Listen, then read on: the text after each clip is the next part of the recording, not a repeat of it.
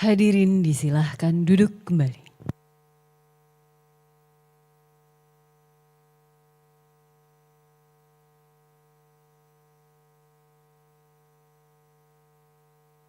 Yang mulia, kita buka persidangan. Persidangan untuk permohonan nomor 40 dan nomor 52 serta 55 tahun 2026 dibuka dan persidangan nyatakan terbuka untuk umum. Selamat siang, Assalamualaikum warahmatullahi wabarakatuh. Salam sejahtera untuk kita semua. Diperkenalkan untuk pemohon 40 dulu terlebih dahulu, silakan. Assalamualaikum warahmatullahi wabarakatuh. Waalaikumsalam. Perkenalkan yang mulia, kami yang hadir dari perkara 40 ada 6 orang. Dari kuasa saya sendiri Ahmad Farul Rozi, terus ada Sibghatullah Mujadidi dan Abdul Hakim. Terus dari pemohon ada dari kiri Rigza Anung Andita Putra, Zakwan Fadil Kusuma, dan Muhammad Jundi Fatih Rizki. Terima kasih yang mulia. Nomor 52 silakan. Assalamualaikum warahmatullahi wabarakatuh. Dari perkara nomor 52 saya sendiri pemohon prinsipal Rega Felix. Terima kasih yang mulia. Kemudian nomor 55. Baik, terima kasih yang mulia. Untuk perkara 55 yang hadir ada 10 orang. Prinsipal hadir semua ada Reza Sudrajat dan juga dari Perhimpunan Pendidik Progresif Indonesia, yaitu diwakili oleh Pak Satriawan Salim. Kemudian kuasa saya sendiri Ali Fauzi Nurwidyastomo, kemudian di paling kanan ada Pak Edi Kurniawan, kemudian di belakang ada Daniel Winarta, Egi Primayoga, kemudian Mala Silviani, kemudian dari koalisi Selamatkan Pendidikan Indonesia yang lainnya adalah ada turut dihadiri oleh Pak Muhammad Bushro Muqaddas, kemudian Muhammad Fitrah Yunus, dan juga Muhammad Anwar. Sekian yang mulia. Dari DPR silakan. Assalamualaikum warahmatullahi wabarakatuh. Waalaikumsalam. Selamat siang bagi kita semua. Izin yang mulia, kami yang hadir pada hari ini, saya Haryanto, sebelah kanan saya Muhammad Wildan Randani dari Pusat Pemantauan Pelaksanaan Undang-Undang Badan Keahlian DPR RI. Terima kasih yang mulia. Dari Presiden atau pemerintah? Terima kasih yang mulia. Assalamualaikum warahmatullahi wabarakatuh. Waalaikumsalam. Selamat siang, salam sejahtera untuk kita semua. Kami dari kuasa Presiden hadir dari 4 kementerian. Pertama dari Kementerian Hukum hadir saya sendiri Julian Sah, Direktur Litigasi dan Non Litigasi. Tiopan Benisitorus, Perancang Peraturan Perundang-undangan beserta tim. Kemudian dari Kementerian Keuangan hadir Rofi Edi Purnomo, Kepala Biro Advokasi. Dwi Susianto Guntoro, PLT Kepala Bagian Advokasi beserta tim. Kemudian dari Kementerian Pendidikan Tinggi, Sains dan Teknologi hadir Kozin Alfani, Kabak Fasilitasi Advokasi Hukum beserta tim. Kemudian dari Kementerian Pendidikan Dasar Menengah hadir Ahmad Muzaffar, Kabak Fasilitasi dan Advokasi Hukum. Queen Rumala Siregar, Analis Hukum beserta tim. Demikian yang mulia. Dari pihak terkait IRC silakan. Assalamualaikum warahmatullahi wabarakatuh. Waalaikumsalam. Selamat siang. Yang mulia, terima kasih atas waktunya. Saya mewakili Yayasan Edukasi Riset Cendekia atas nama Ai Nur Hidayat, didampingi oleh rekan kami Rizky Armanda. Terima kasih yang mulia. Dari pihak terkait Sujimin dan kawan-kawan?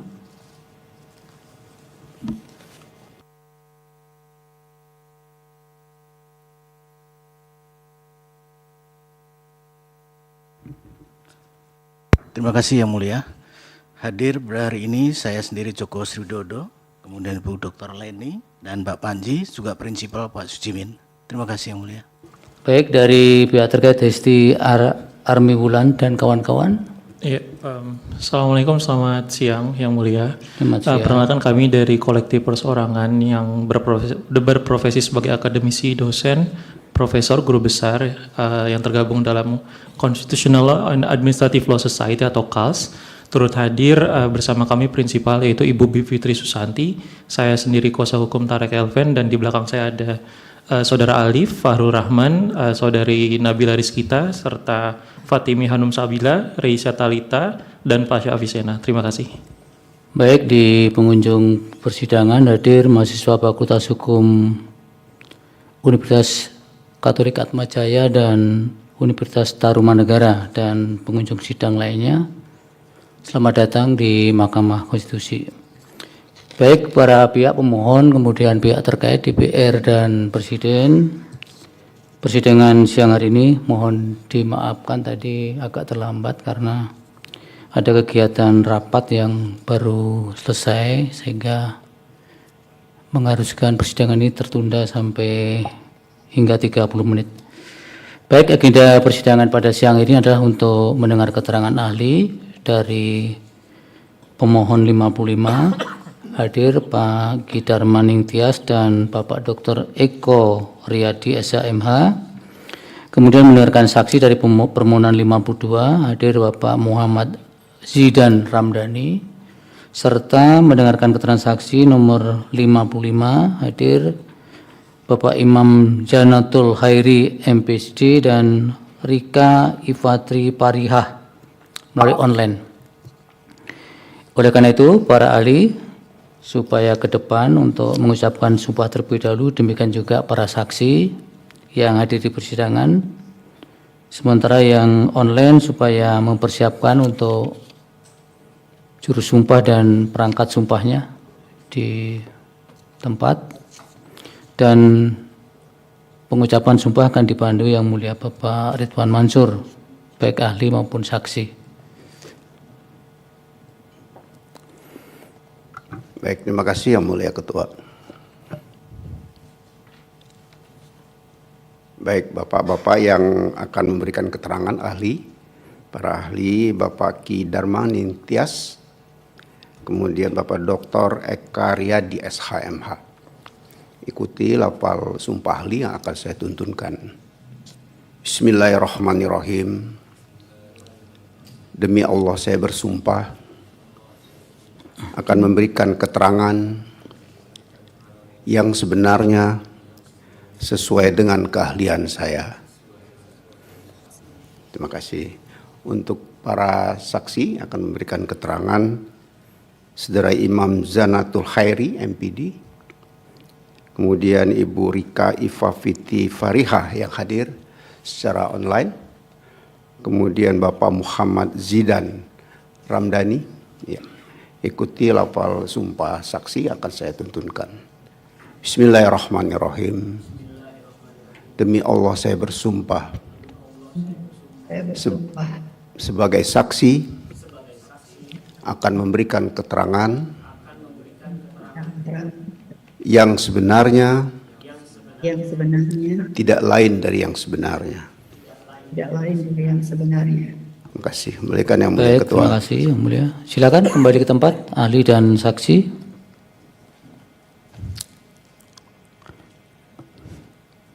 Saksi Muhammad Zidan Ramdhani untuk perkara 52 dipersilakan.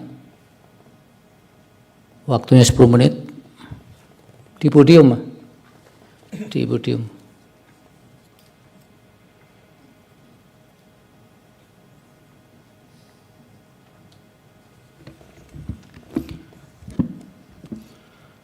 Assalamualaikum warahmatullahi wabarakatuh. Waalaikumsalam. Yang terhormat, Yang Mulia Majelis Hakim Konstitusi, yang terhormat Presiden atau kuasa yang mewakilinya, yang terhormat DPR atau kuasa yang mewakilinya, yang terhormat para pemohon dan pihak terkait serta hadirin sekalian. Perkenankan saya menyampaikan keterangan sebagai saksi dalam kapasitas saya sebagai mahasiswa Fakultas Dakwah dan Ilmu Komunikasi Universitas Islam Negeri Syarif Hidayatullah Jakarta, sekaligus Ketua Umum Dewan Eksekutif Mahasiswa Fakultas Dakwah dan Ilmu Komunikasi UIN Syarif Hidayatullah Jakarta. Sehingga kedudukan saya sebagai saksi hendak menyampaikan apa yang saya rasakan serta aspirasi dari mahasiswa atas apa yang saya dengar, lihat, dan rasakan. Kampus kami merupakan perguruan tinggi keagamaan Islam negeri yang berada di bawah naungan Kementerian Agama Republik Indonesia sebagai perguruan tinggi yang berstatus Badan Layanan Umum atau BLU.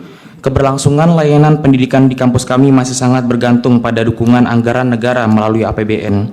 Oleh karena itu, setiap kebijakan yang berdampak pada alokasi anggaran pendidikan akan secara langsung maupun tidak langsung mempengaruhi kualitas layanan pendidikan yang kami terima sebagai mahasiswa. Berdasarkan pengalaman dan aspirasi yang kami himpun dari mahasiswa, terdapat beberapa persoalan mendasar yang membutuhkan dukungan anggaran pendidikan yang memadai. Yang pertama, kesejahteraan dosen dan dampaknya terhadap kualitas pembelajaran. Sebagai mahasiswa, harapan utama kami adalah memperoleh proses pembelajaran yang berkualitas, intensif, dan didampingi oleh dosen yang memiliki waktu serta fokus yang cukup untuk menjalankan fungsi pendidikan, penelitian, dan pengabdian kepada masyarakat.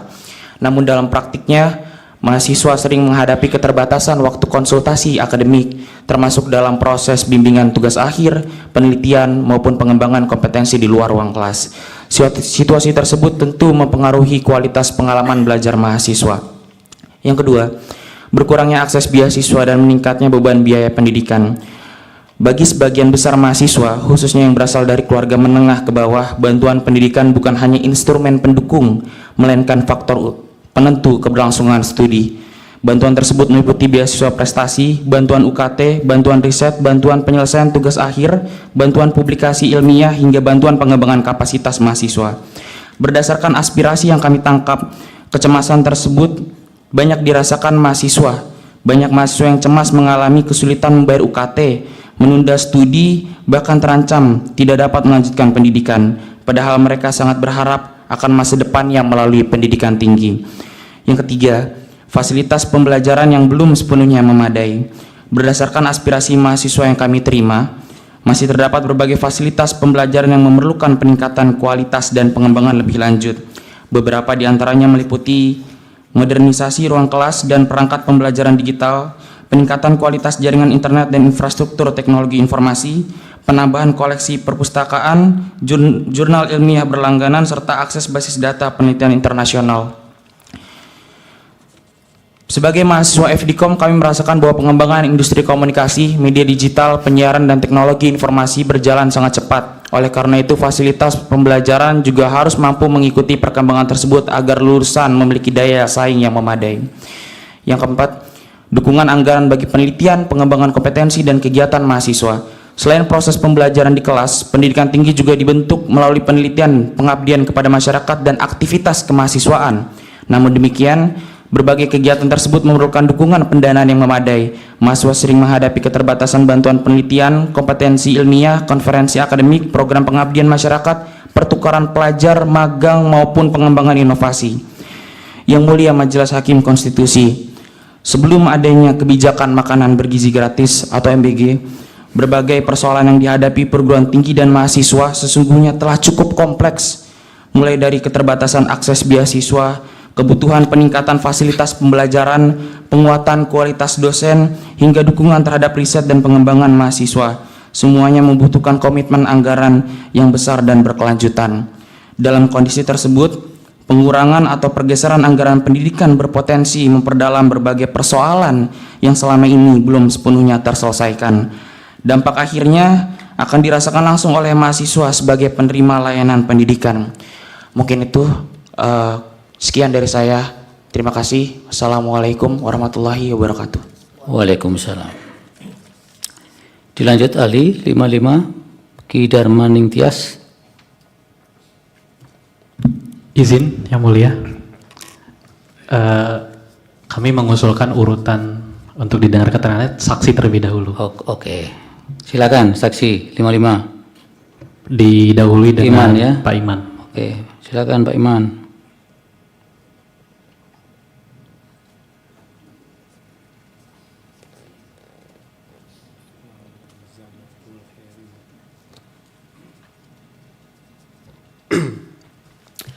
Assalamualaikum warahmatullahi wabarakatuh.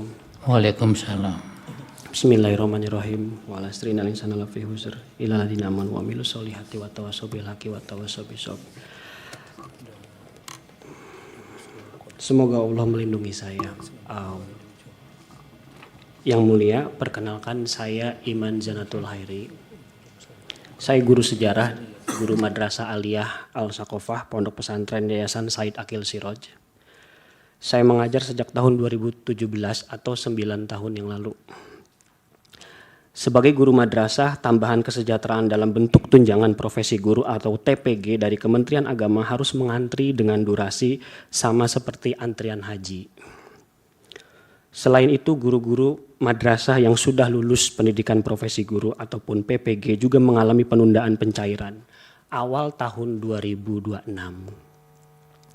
Terbit Surat Edaran Nomor 85 SJKU 002001/2026 dari Kementerian Agama yang ditandatangani oleh Sekjen Kemenag Kamarudin Amin. Dalam surat tersebut dinyatakan bahwa tunjangan profesi guru madrasah tidak dibayarkan karena tidak tersedianya alokasi anggaran atau tidak ada dananya. Dengan demikian, sangat terasa bahwa telah terjadi pengurangan anggaran pendidikan yang berdampak langsung terhadap saya. Saya juga berdiri di sini sebagai Kepala Bidang Advokasi Guru dari Organisasi Profesi Guru Perhimpunan Pendidikan dan Guru atau P2G.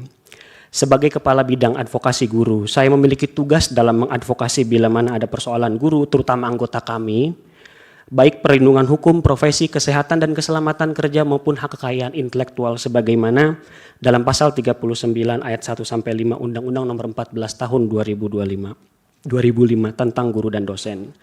Dalam rangka advokasi, saya juga menghimpun berbagai keluhan laporan dari para guru yang merasa jika satu kebijakan merugikan guru.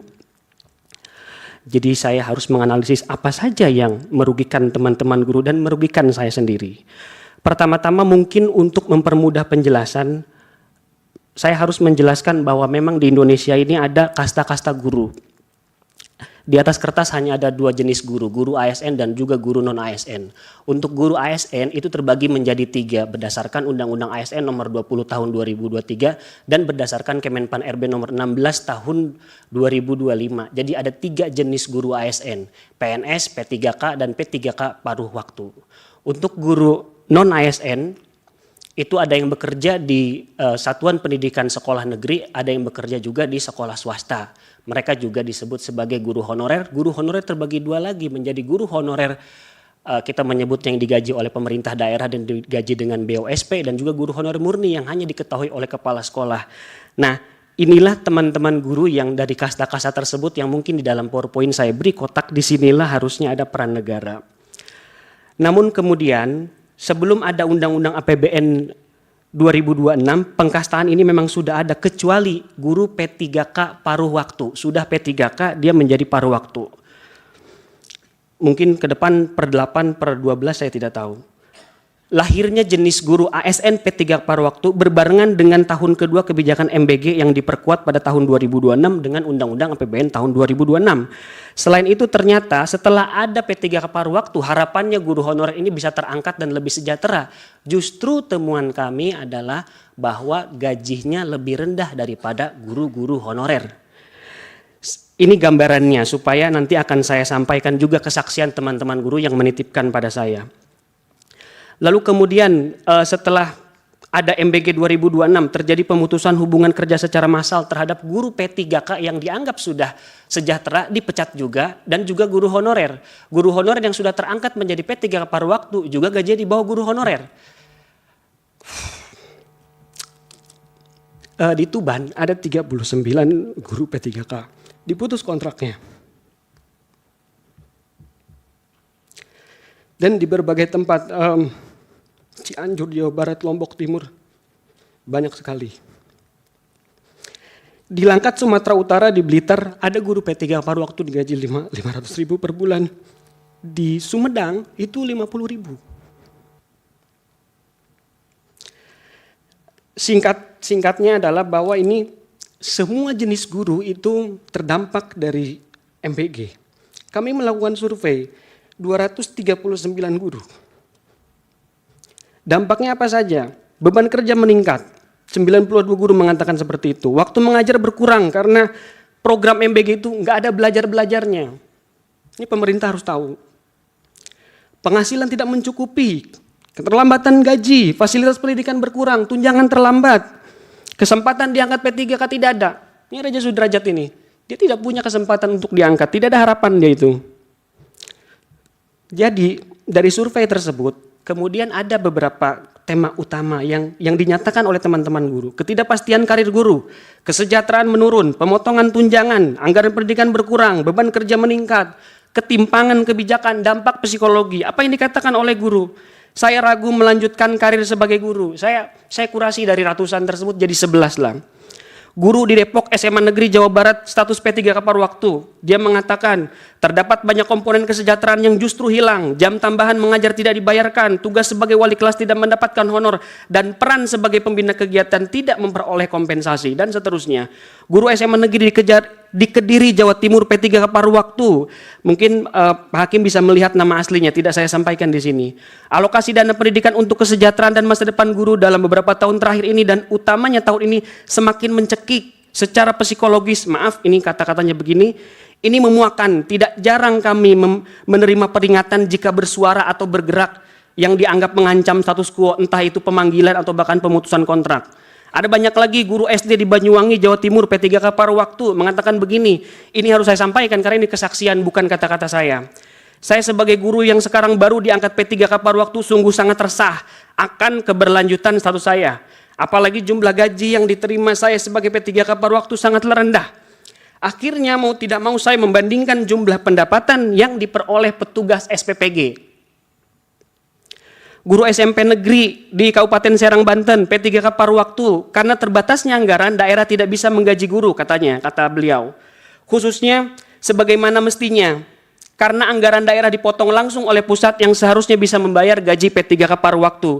Karena anggaran dikurangi jadi tidak terbayar seperti seharusnya. Rokan Hulu SMP negeri Riau, P3K paruh waktu, saya guru P3K paruh waktu yang terdampak formasi 0 dari lulusan PPG Prajabatan. Semenjak saya dilantik pada Desember 2025 sampai hari ini Maret 2026, saya belum mendapatkan gaji sepeser pun. Alih-alih mendapatkan sertifikasi, gaji saya terlambat dibayarkan. Lalu SD Negeri Tulung Agung, Jawa Timur, status P3K paruh waktu. Dengan adanya MBG, gaji kami sangat minim. Proses pembelajaran tidak kondusif karena anak-anak jadi fokus ke MBG. Sekolah saya, sarana prasarana juga perlu diperbaiki, tetapi belum terrealisasi.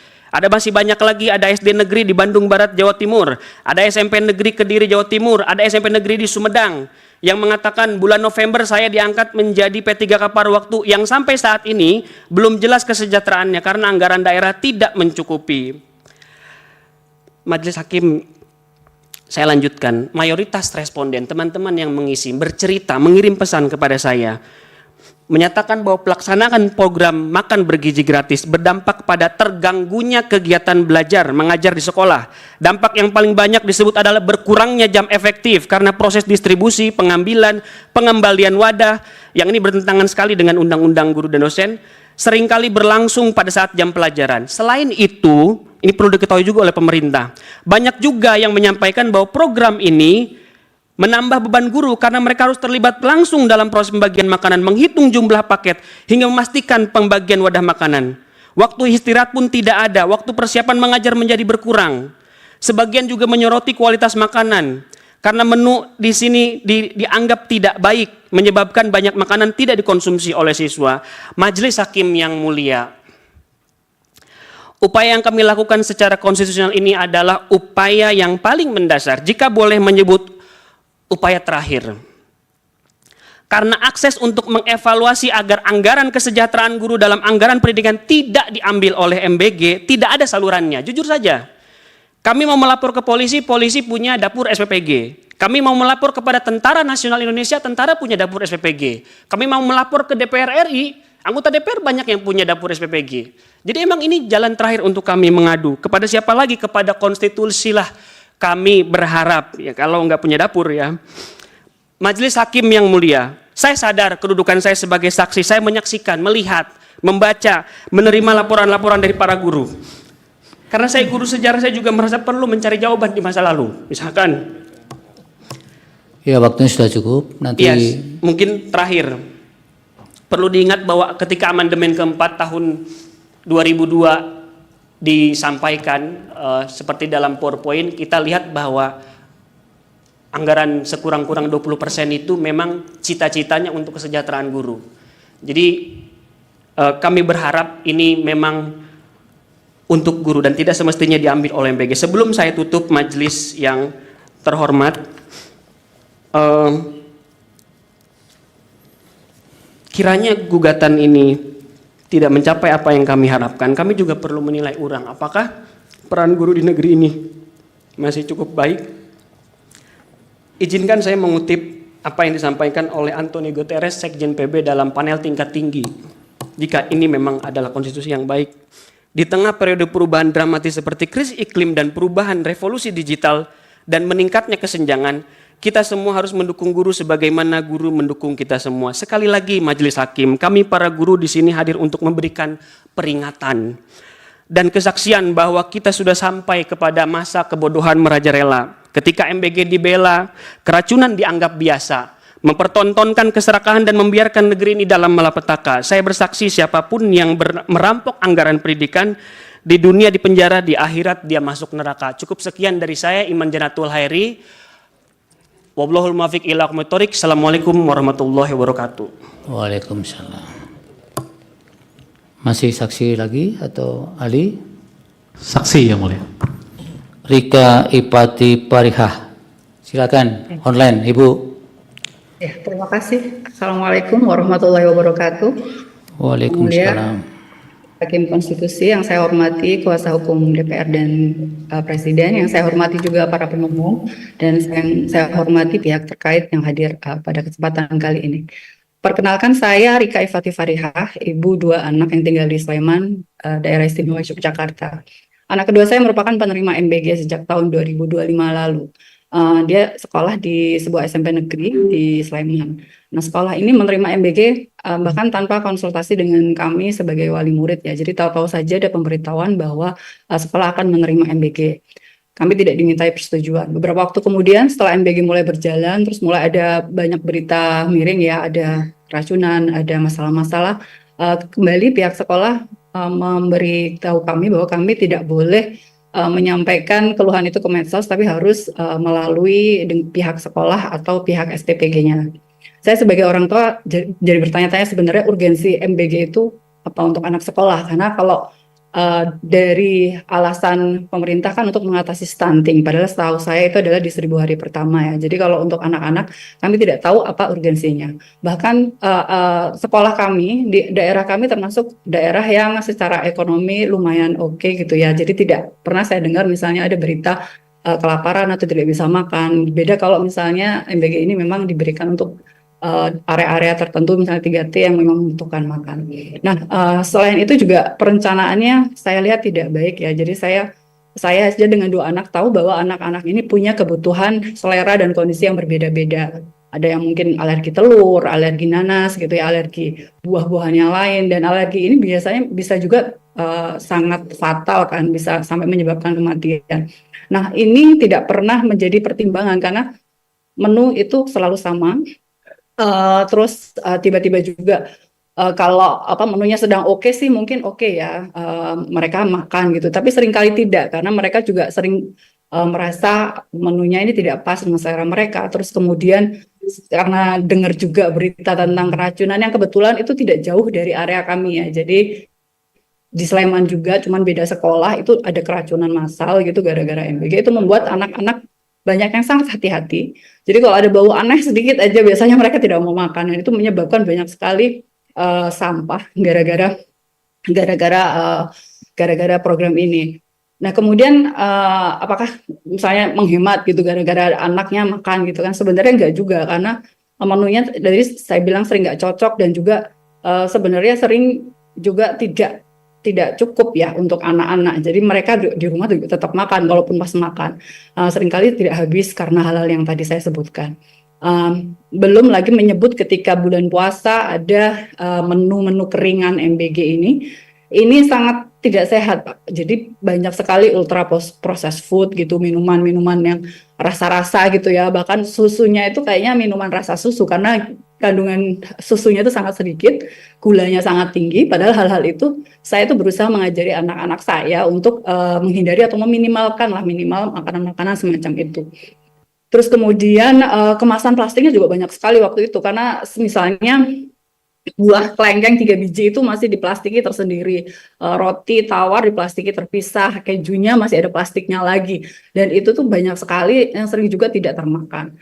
karena banyak sekali, apalagi kemarin di awal-awal karena anak saya termasuk penerima awal sekolah kami itu, mereka itu liburan itu juga dapat MBG. Jadi itu agak aneh karena anaknya tidak sekolah dan kami harus datang ke sekolah untuk ngambil MBG. Ini kan merepotkan ya, apalagi misalnya yang memang sedang liburan keluar kota. Jadi kadang-kadang akhirnya sering sekali tidak dimakan juga, tidak diambil, entah bagaimana sekolah kemudian harus mengurusi soal waste itu, soal sampah itu.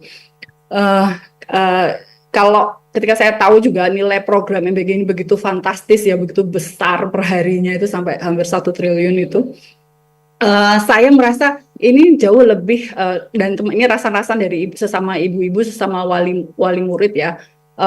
Sekolah-sekolah apa namanya, bukan cuma dari sekolah saya tapi juga dari sekolah-sekolah lain, kalau cuma menyediakan makan itu kan kami masih mengusahakan sekali. Kalau anggaran sebesar itu bagi kami akan lebih baik kalau digunakan untuk hal-hal lain, misalnya perpustakaan sekolah negeri nih Pak ya. Sekolah negeri itu perpustakaan di tempat kami itu koleksi bukunya sudah nggak update lama sekali. Jadi anak-anak itu malas berkunjung ke perpustakaan. Mereka hanya ngadem kadang-kadang karena ada AC-nya katanya. Tapi koleksi bukunya terbatas. Kalau misalnya uang anggaran untuk MBG ini bisa dialihkan untuk misalnya memperbaiki perpustakaan, alangkah baiknya itulah. Alangkah itu bisa meningkatkan juga literasi anak-anak. Yang kita tahu juga masih butuh PR banyak banget gitu, masih banyak PR-nya. Terus kemudian misalnya menambahi gaji atau tunjangan guru sebagaimana disampaikan saksi sebelum saya. Terus juga menambah kelas ya saya rasa, karena walaupun di DIY ini sebenarnya jumlah sekolah sudah cukup lumayan gitu kan, tapi itu saja sebenarnya masih kurang karena masih banyak banget tetangga-tetangga saya gitu yang sebenarnya ingin masuk sekolah negeri gitu dengan biaya yang lebih rendah gitu segala macam, tapi mereka tidak bisa gitu karena ada keterbatasan kuota. Kalau misalnya anggaran ini digunakan untuk misalnya menerima orang-orang itu, alangkah baiknya gitu, menambah juga gaji misalnya guru-gurunya biar mereka nggak harus cari sampingan segala macam, itu kan mereka akan lebih fokus yang ngurusi anak-anak kami. Sudut pandang kami sebagai wali murid seperti itu. Belum lagi saya mendengar juga betapa karena dananya yang sangat besar dan fantastis itu, banyak sekali hal-hal terkait pendidikan, misalnya beasiswa untuk anak-anak itu yang berkurang segala macam, itu membuat ketika kan saya juga selain seorang wali murid juga mengelola sebuah yayasan pendidikan swasta ya Pak. Nah itu yayasan pendidikan keislaman ini ditawari sebenarnya sebagai salah satu pengelola dapur MBG gitu, jadi kayak SPPG-nya gitu. Nah waktu itu kami mengadakan rapat dan dari rapat itu kami mendengarkan bahwa sebenarnya anggaran untuk MBG ini yang sebenarnya kami dikasih iming-iming ya bahwa nanti keuntungannya akan sangat besar kalau mau mengelola MBG ini, nanti dapat dapur yang free gitu ya, semacam itu kalau kita mau mengelola MBG. Tapi kami juga tahu bahwa ternyata MBG ini anggaran besar itu diperoleh dari memotong anggaran-anggaran yang lain seperti yang tadi sudah saya sampaikan soal pendidikan, anggaran pendidikan digunakan untuk MBG ini gitu. Nah, karena kami yayasan pendidikan Islam dan percaya nilai-nilai tertentu, akhirnya keputusan yayasan akhirnya tidak mengambil kesempatan tersebut karena kami tidak ingin mendapatkan keuntungan finansial dari program yang dananya diambil dari pemangkasan anggaran lain yang lebih berhak gitu. Jadi kami kan tidak boleh mengambil hak orang lain. Jadi kami merasa hak-hak misalnya guru honorer segala macam itu tidak tega lah kami mengambilnya hanya untuk mendapatkan keuntungan finansial yang lebih besar gitu.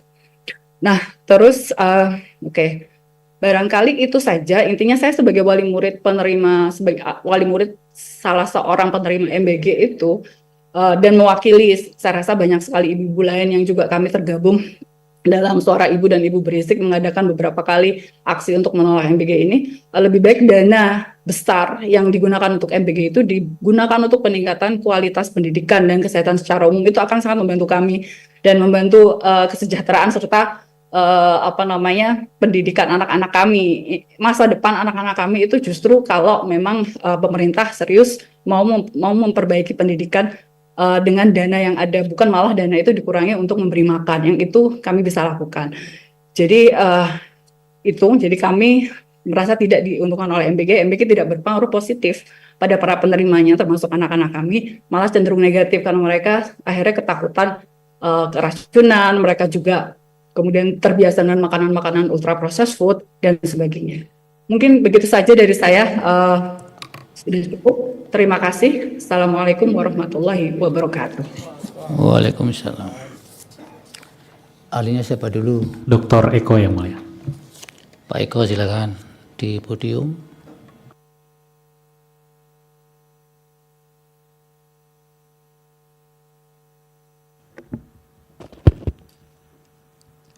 Bismillahirrahmanirrahim. Assalamualaikum warahmatullahi wabarakatuh.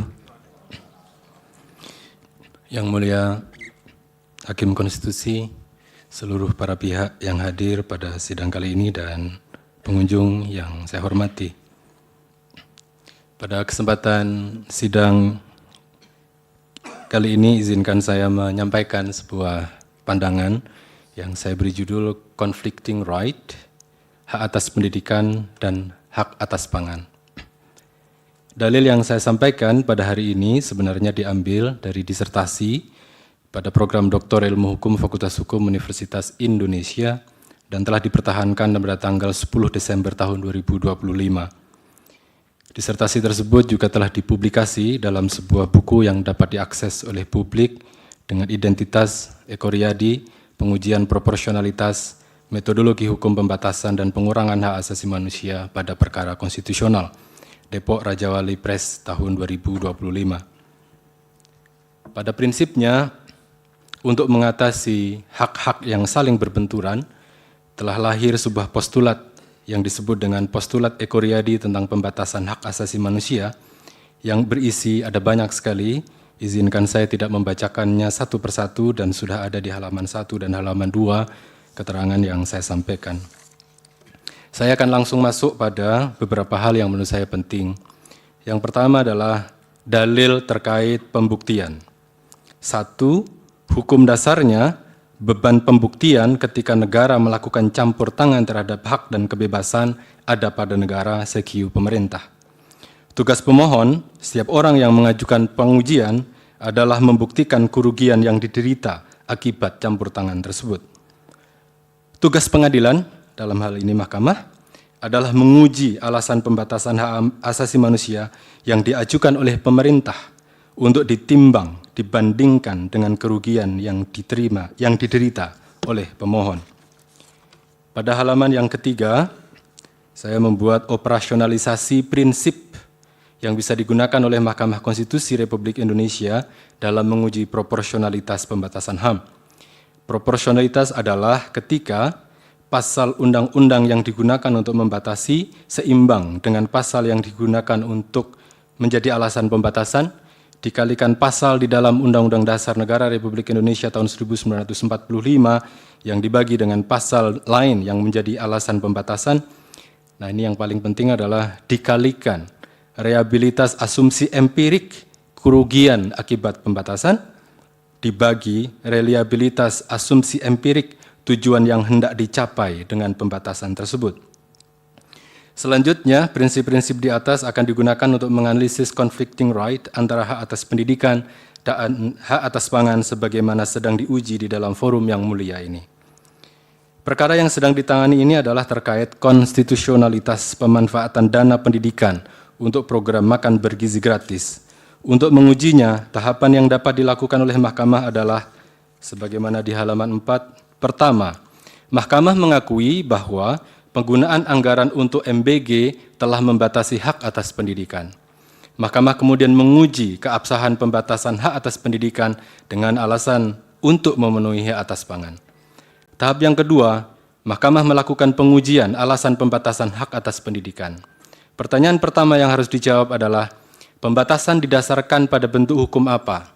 Pada perkara ini, pembatasan hak atas pendidikan pada pasal 22 ayat 3 Undang-Undang Nomor 17 Tahun 2025 tentang APBN tahun 2026, atau lebih tepatnya adalah pada bagian penjelasan yang berbunyi, pendanaan operasional penyelenggaraan pendidikan termasuk program makan bergizi pada lembaga yang berkaitan dengan penyelenggaraan pendidikan, baik umum maupun keagamaan.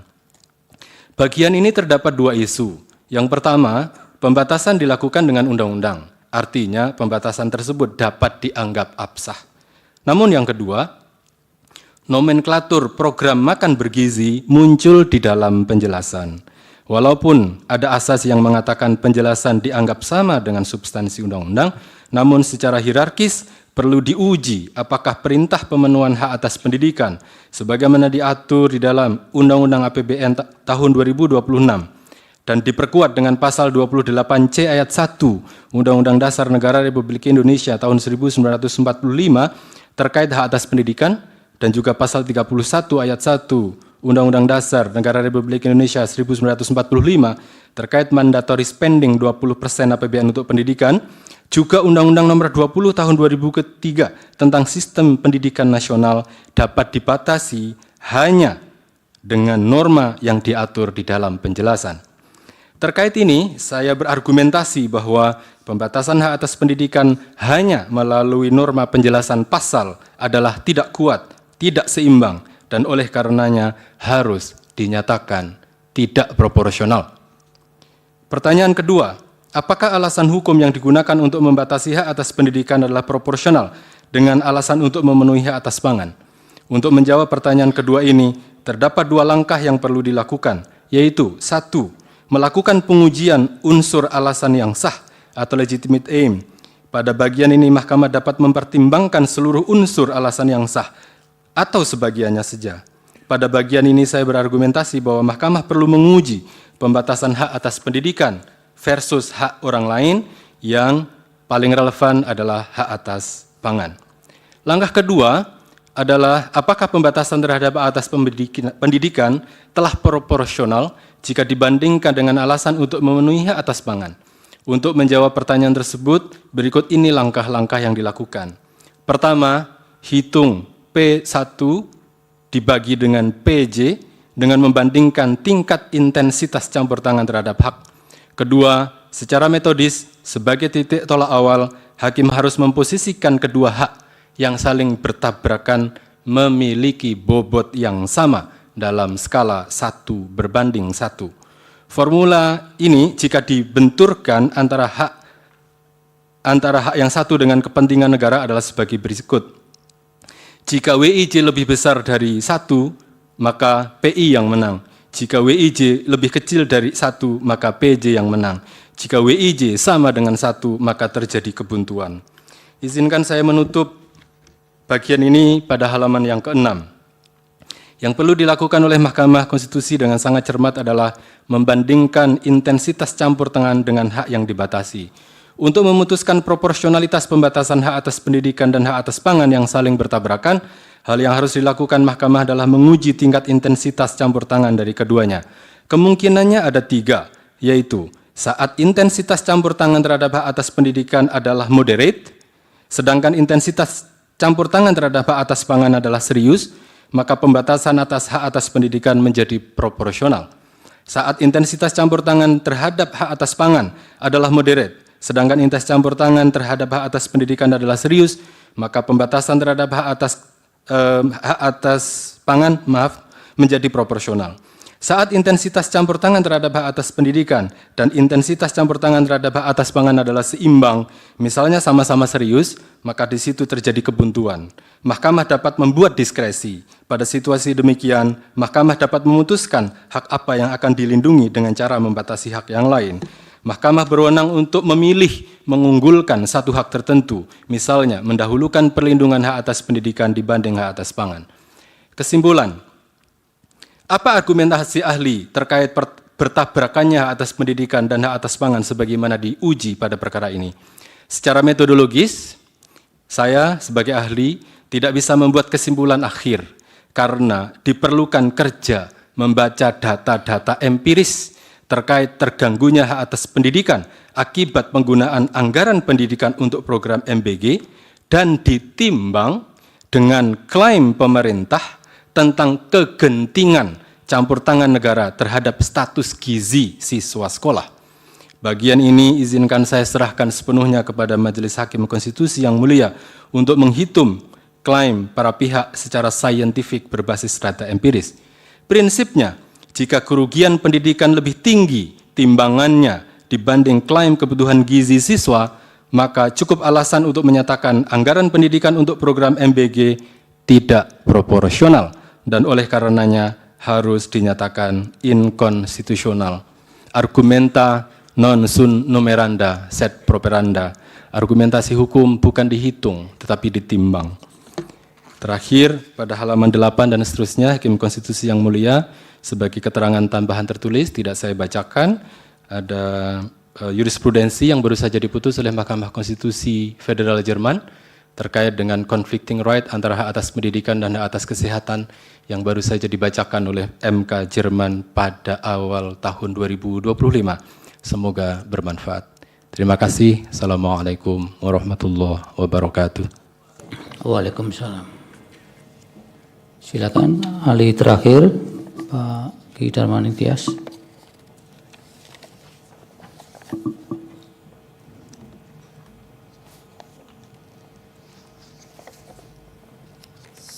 Assalamualaikum warahmatullahi wabarakatuh. Izinkan saya menyampaikan kesaksian dari perspektif pendidikan. Saya mulai dengan disclaimer bahwa saya bukan orang yang anti program MBG gitu, karena jauh sebelum Pak Prabowo promosi tentang kampanye tentang program MBG, kami teman-teman di pendidikan itu sudah berbicara tentang pentingnya program makan siang untuk pelajar gitu. Dan hingga saat ini sudah ada 60 negara di dunia ini yang sudah melaksanakan program MBG. Tapi yang saya tolak adalah program MBG secara masif untuk semua murid sekolah dan santri tanpa melihat latar belakang ekonomi dan sosial murid. Itu satu. Yang kedua, menggunakan anggaran sektor pendidikan.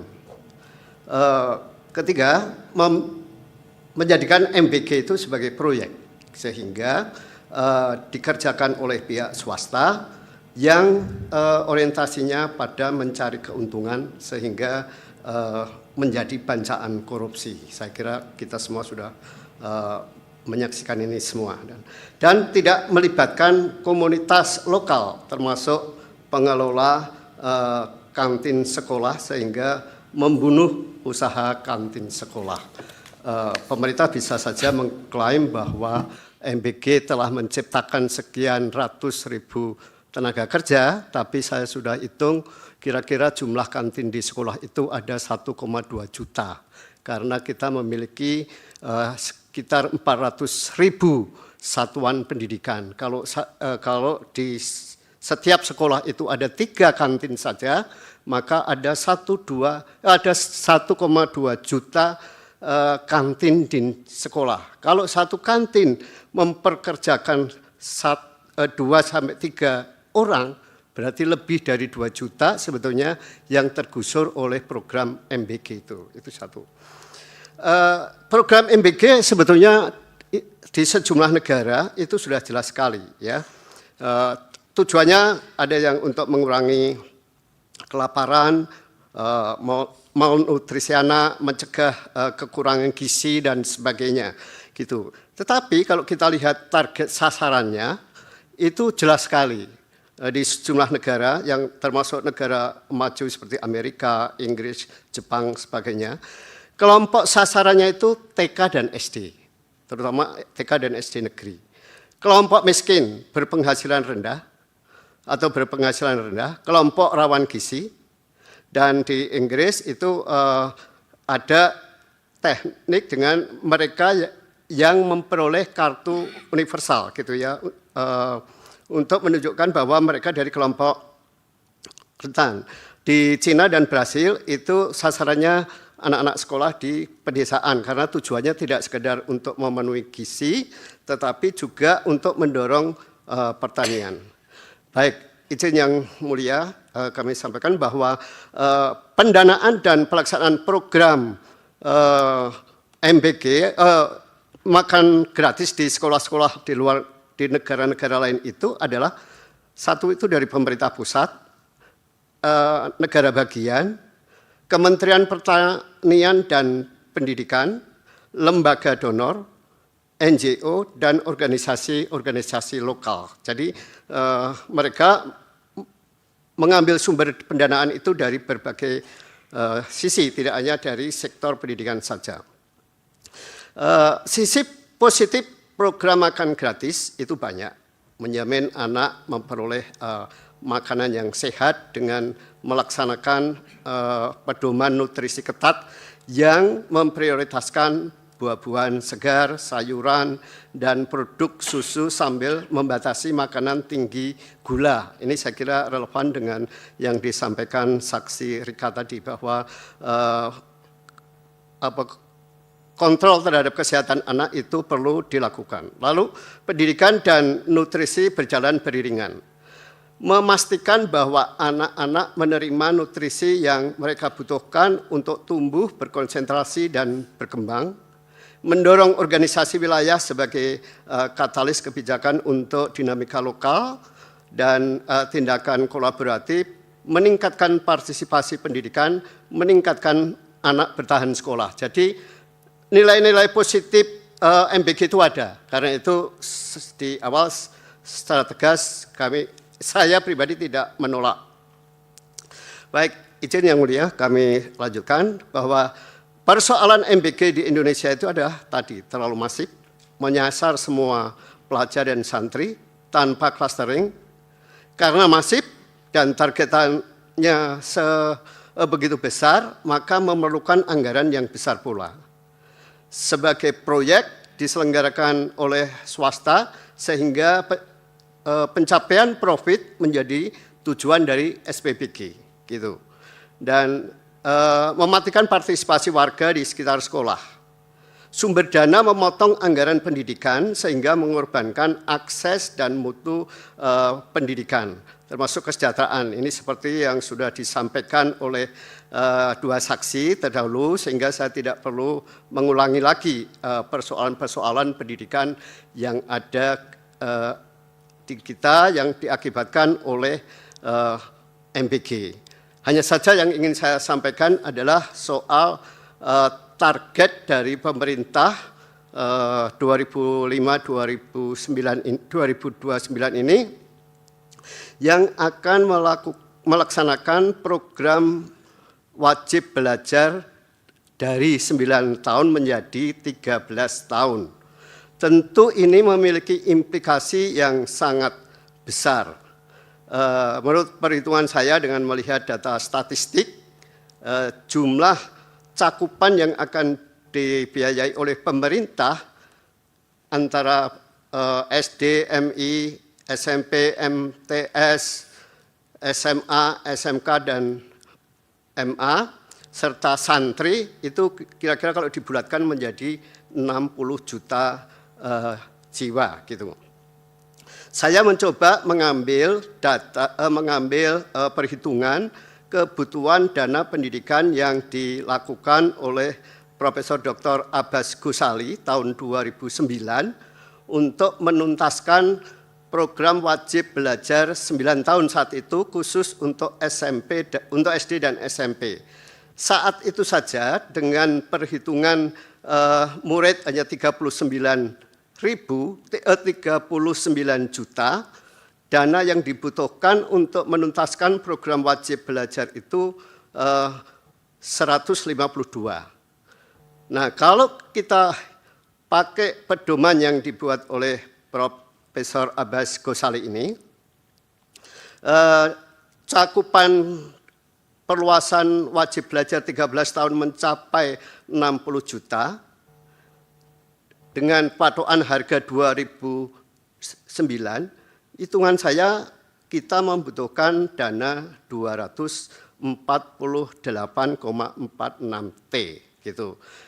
Kalau sesuaikan dengan harga-harga sekarang mengikuti inflasi maupun harga dolar, tentu jumlahnya akan meningkat mungkin di atas 300 triliun. Itu baru khusus untuk penyelesaian program wajib belajar 13 tahun gitu. Sementara anggaran pendidikan yang diterima oleh Kementerian Pendidikan Dasar dan Menengah tahun ini hanya 56,7 T, Kementerian Dikti hanya 57,7 T, Kementerian Agama hanya 75,6 T. Agak kontras dengan anggaran MBG yang mencapai 223,6 T dari anggaran pendidikan gitu. Nah, dampak dari pengalian anggaran pendidikan ke MBG tadi beberapa sudah disebutkan oleh saksi, sehingga saya tidak perlu mengulang. Tetapi yang ingin saya tegaskan adalah satu, soal kemungkinan akan mundurnya program wajib belajar 13 tahun tadi. Yang kedua, yang sudah terbukti adalah target Kementerian Pendidikan Dasar dan Menengah tahun 2025 kemarin akan mensertifikasi 800.000 ya, guru supaya mereka bisa bersertifikasi, tapi hanya mampu terserap separuhnya, jadi 400.000 saja gitu. Dan target untuk mencapai angka partisipasi pendidikan tinggi mencapai 38% di tahun 2029 juga tidak akan terpenuhi. Dan waktunya sudah habis, Pak. Baik. Langsung kesimpulan. Ya. Kesimpulan saya satu, kebutuhan tahun ini, kebutuhan MBG tahun ini menurut perhitungan saya secara rasional tahun 2026 ini terdapat 240 hari efektif. Kalau anggaran 15.000 per anak dan jumlah total murid ada 65 termasuk santri dan sebagainya, dan saya hanya mengambil 30%-nya saja, tidak semua karena alasan-alasan targeting tadi, maka kebutuhan anggaran MBG sebetulnya hanya 70,44 triliun. Kalau target yang dicakup di dalam MBG itu 40%, maka kebutuhan anggaran MBG itu hanya 93,9 triliun. Sebagai catatan penutup yang mulia, kami sampaikan bahwa meskipun saya tidak menolak program MBG, tapi program MBG yang ada sekarang mutlak perlu dievaluasi secara mendasar agar targetnya tidak masif, yang ujungnya terjadi pemborosan anggaran negara. Yang kedua, pelaksanaan MBG tidak melalui sektor swasta yang berorientasi mencari keuntungan dan mematikan kantin-kantin sekolah, tapi melibatkan komunitas lokal, termasuk pengelola kantin sekolah. Keberadaan SPBG yang sudah terlanjur dibangun dapat dimanfaatkan untuk kegiatan sosial kemasyarakatan seperti posyandu, dasawisma, dan kepentingan warga lainnya. Terakhir, mendukung penuh permohonan nomor 55 garis miring PUU garis strip 2024 garis miring 2026 agar Majelis Konstitusi berkenan mengabulkan permohonan para pemohon untuk membatalkan penjelasan pasal 22 ayat 3 Undang-Undang Nomor 17 Tahun 2025 tentang APBN yang menerangkan bahwa anggaran operasional pendidikan termasuk program MBG, agar pasal tersebut tidak memiliki kekuatan hukum yang mengikat. Kegiatan makan bergizi di sekolah bukanlah bagian dari operasional pendidikan. Ini yang berlaku secara internasional. Terima kasih Yang Mulia atas waktunya. Assalamualaikum warahmatullahi wabarakatuh. Waalaikumsalam. Permohonan 52, ada pertanyaan untuk saksinya Muhammad Zidan Ramdhani. Baik, ada Yang Mulia. Satu Silakan. saja. Silakan. Baik. Terima kasih. Pertama masalah kesejahteraan dosen ya. Tadi kan ada isu kesejahteraan dosen. Jadi memang ini isu juga dan sebenarnya sama seperti guru, cuman pola-polanya itu bisa dilihat ya dampaknya ke pendidikan, misalnya dosennya sering hilang, lalu sering hanya memberikan tugas saja hilang karena dia kerja di tempat lain, banyak yang kerja di tempat lain. Nah, yang dirasakan mahasiswa itu kadang bimbingan menjadi susah, jadi harus mencari ke sana kemari, lalu dosennya yang datang namanya ada, tapi yang datang hanya asistennya doang yang ngajar, lalu suka hilang, habis itu hanya memberikan tugas membuat makalah. Nah, apakah hal seperti itu sebenarnya udah lama. Nah, apakah mahasiswa sekarang masih merasakan pola-pola seperti itu atau tidak? Nah, yang kedua, masalah kesejahteraan dosen ini sebenarnya sudah diketahui oleh mahasiswa atau tidak saat ini? Apakah sudah jadi wacana atau diskusi oleh mahasiswa masalah kesejahteraan guru dan dosen ini? Karena ini nanti akan berdampak kepada proses kegiatan belajar mengajar. Seperti yang tadi saya sampaikan bahwa banyak masalah di masalah kegiatan belajar mengajar karena dosennya itu bekerja banyak di tempat lain, biasanya seperti itu. Nah, itu saja saya ingin tahu apa yang diketahui oleh mahasiswa saat ini. Terima kasih. Untuk 55 silakan untuk ahli dan saksi jika ada. Baik, terima kasih Yang Mulia. Sebelum ke pertanyaan, kami izin menyampaikan bahwa sebenarnya ada satu saksi lagi, seorang siswa SMK dari Kudus, Muhammad Rafif Arsya Sudah Maulidi. nanti disampaikan tertulis, tidak Ya, perlu sudah disampaikan ke kepaniteraan. Sekarang yang dihadirkan. Baik, pertanyaan pertama mungkin untuk ahli Ki Darmaning Tias. Pertama, apakah memang program MBG atau Gizi itu sendiri dapat dikategorikan sebagai hak yang dapat di-cover dengan anggaran pendidikan, karena memang ini terjadi juga pergeseran paradigma dan tujuan program MBG itu sendiri yang semula memang untuk pengentasan stunting gitu ya, dan sebenarnya MBG itu bukan proyek tapi layanan dasar, artinya setara dengan hak atas pendidikan, sehingga bukan dijadikan sebagai layanan penunjang daripada pendidikan. Nah, satu itu ingin dapat pandangan dari ahli. Kemudian yang kedua adalah soal sejauh mana atau apakah ada signifikansi program MBG dengan tingkat partisipasi pendidikan. Mengingat ini kaitannya dengan bukti P50 dan P51 yang sudah kami lampirkan, Yang Mulia. Ada data BPS gitu terkait prevalensi pangan gitu ya, ketimpangan pangan, ketidakcukupan pangan itu tinggi di wilayah Maluku, Papua, Kaltara, Kalbar, Riau dan Jambi, tapi kenapa SPPG itu lebih banyak cenderung di Pulau Jawa? Itu mungkin pandangannya. Selanjutnya dilanjutkan oleh rekan saya Pak Edi Kurniawan. Beda ahli ya? Ya, ahli yang berbeda, silakan. Ya, terima kasih Yang Mulia. Kami ingin fokus ke ahli Bapak Dr. Eko Riyadi ya. Kami punya 3 pertanyaan. Yang pertama adalah dalam hukum HAM internasional, dan ini juga sudah diratifikasi oleh Indonesia ya, melalui Undang-Undang Nomor 11 Tahun 2005 tentang ratifikasi Kovenan Hak ECOSOC, dikenal 3 prinsip utama hak asasi manusia. Yang pertama, maximum available resources, progressive realization, dan terakhir non-retrogression.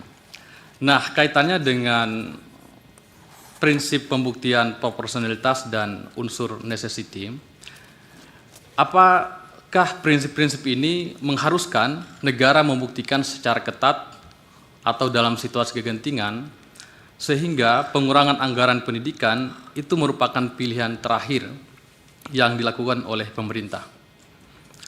Pertanyaan kedua, dalam kondisi sumber daya negara yang sangat terbatas, dan kita tahu semua saat ini hampir dikatakan krisis, dan di sisi lain negara punya kewajiban konstitusi yang kita kenal sebagai mandatory spending 20%, namun di sisi lain juga pemerintah menggunakan anggaran secara masif, secara universal, dan itu memakan porsi anggaran pendidikan.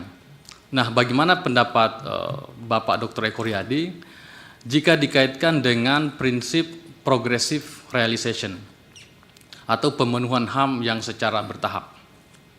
Yang ketiga, Yang Mulia, melihat banyak peristiwa dan fenomena ya, tata kelola dan pelaksanaan MBG yang satu tidak partisipatif, tidak transparan, sentralistik, dan juga berdampak terhadap kurang lebih 3.000 kasus keracunan.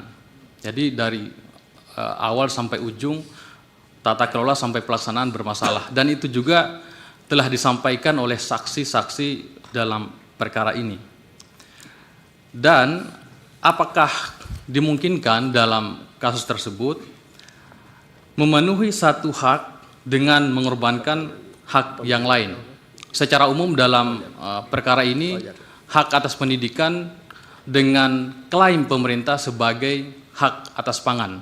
Kami sebut sebagai klaim karena kami sendiri tidak yakin MBG ini sebagai bagian dari pemenuhan hak atas pangan. Tapi kalaupun dianggap sebagai bagian dari pemenuhan hak atas pangan, apakah dimungkinkan pemenuhan hak atas pangan ini yang diklaim oleh pemerintah bisa mengorbankan hak atas pendidikan? Saya kira demikian Yang Mulia, terima kasih. Baik. Izin terakhir Yang Mulia untuk saksi. Ada 2 pertanyaan. Pertanyaan pertama untuk Iman. Dari kami ingin lebih mendengar sebenarnya apakah Pak Iman sendiri mendengar gitu dampak lanjutan dari apa yang dirasakan oleh para guru honorer gitu ya, dan dengan berkurangnya mungkin insentif ataupun upah yang diterima gitu karena memang dampak daripada program MBG, seberapa pengaruh dengan kemauan untuk mempertahankan karirnya sebagai guru honorer. Kemudian untuk saksi Mbak Rika, dari perspektif orang tua, apakah adanya program MBG menambah kekhawatiran bagi para orang tua terhadap keselamatan anak dalam menempuh pendidikan? Cukup Yang Mulia. Dari DPR ada pertanyaan? Secara prinsip cukup Yang Mulia, namun kami menanyakan kepada saksi yang kedua tadi. Yang mana itu? Saksi yang kedua yang mana? Pak Iman? Pak dari MTS. Nah, apakah yang disampaikan tadi merupakan hasil analisis atau memang hasil kesaksian itu? Terima kasih Yang Mulia. Dari Presiden? Ada Yang Mulia. Terima kasih Yang Mulia. Izin menyampaikan pertanyaan kepada tiap saksi dan tiap ahli Yang Mulia. Untuk saksi pertama, tadi saksi menyatakan bahwa saksi susah melakukan koordinasi dengan dosen ketika melakukan bimbingan. Nah, tadi saudara saksi menyatakan bahwa ini merupakan dampak dari program MBG. Nah, apakah itu memang sudah terbukti akibat dari program MBG berdasarkan yang saudara alami atau hanya asumsi saudara? Itu yang pertama. Kemudian untuk saksi yang kedua, apakah penundaan, tadi saudara saksi yang kedua mengatakan bahwa akibat MBG ada terjadi penundaan pencairan dalam hal belajar mengajar. Tadi juga saudara saksi mengatakan sudah melakukan analisis. Nah, dari hasil analisis saudara, apakah memang benar tadi akibat MBG ini berdampak pada pencairan terhadap anggaran pendidikan khususnya yang saudara alami? Tadi juga Anda katakan bahwa anggaran daerah itu diambil oleh pusat akibat adanya MBG. Tapi tahukah saksi bahwa program MBG juga dialokasikan dalam APBD? Kemudian masih yang saksi kedua, apakah hasil analisis Anda tadi menyimpulkan bahwa program peningkatan gizi siswa melalui MBG tidak diperlukan dalam peningkatan kualitas siswa? Apakah Anda hanya melakukan analisis terhadap sekolah atau siswa yang menolak saja, atau juga siswa sekolah-sekolah yang memperoleh manfaat atas MBG tersebut? Kemudian saksi ketiga yang mulia, tadi saksi ketiga mengatakan bahwa akibat dari MBG ini beasiswa berkurang. Nah, bagaimana Anda mengetahui bahwa ada akibat MBG ini mempengaruhi beasiswa? ataukah ini hanya asumsi dari saksi saja? Kemudian juga masih saksi yang 3, tahukah Anda bahwa program-program pendidikan lainnya di luar MBG itu juga sudah dialokasikan oleh pemerintah dan tidak berkurang? Untuk ahli, izin yang mulia, untuk ahli pertama. Tadi ahli pertama mengatakan bahwa MBG ini sebagai wujud campur tangan pemerintah yang menimbulkan kerugian dalam bidang pendidikan. Ahli mengatakan bahwa anggaran MBG ini mempengaruhi hak atas pendidikan. Tapi tadi saudara ahli mempertentangan antara hak atas pendidikan dan hak atas pangan. Padahal kalau dari prinsip hak asasi manusia, itu kan salah satu hak dengan hak lain itu saling bergantungan. Itu tidak dipisahkan. Nah, saudara juga tadi mempertentangkan dari perspektif hak asasi manusia. Padahal kalau kita ketahui, dalam prinsip hak asasi manusia, pencapaian hak pendidikan itu ada 3. Terkait dengan availability, ketersediaan, accessibility, dan acceptability. Tahukah Anda bahwa justru program MBG itu dilakukan oleh pemerintah dalam rangka mendukung acceptability atau keberterimaan. Saudara mengetahui bahwa di General Comment nomor 13 di dalam ICSJR itu sudah disebutkan bahwa General Comment nomor 13 menghendaki pendidikan yang berkualitas dan relevan. Kualitas pendidikan, ini saya kutip dari General Comment. Kualitas pendidikan tidak hanya ditentukan oleh kurikulum atau sarana fisik, tetapi juga oleh kapasitas biologis dan psikologis peserta didik untuk belajar. Peserta didik yang mengalami kerugian akibat gizi akan berdampak pada daya ingat menurun, kemampuan kognitif terganggu, dan fokus belajar jadi melemah. Dengan demikian, intervensi nutrisi melalui MBG ini secara rasional memiliki kaitan dengan mutu pembelajaran. Bukankah dengan demikian tadi MBG justru salah satu wujud negara hadir dalam rangka memenuhi hak atas pendidikan itu sendiri. Jadi tidak bisa dipertentangkan antara gizi dengan pendidikan itu sendiri, karena itu merupakan satu kesatuan dalam dunia pendidikan.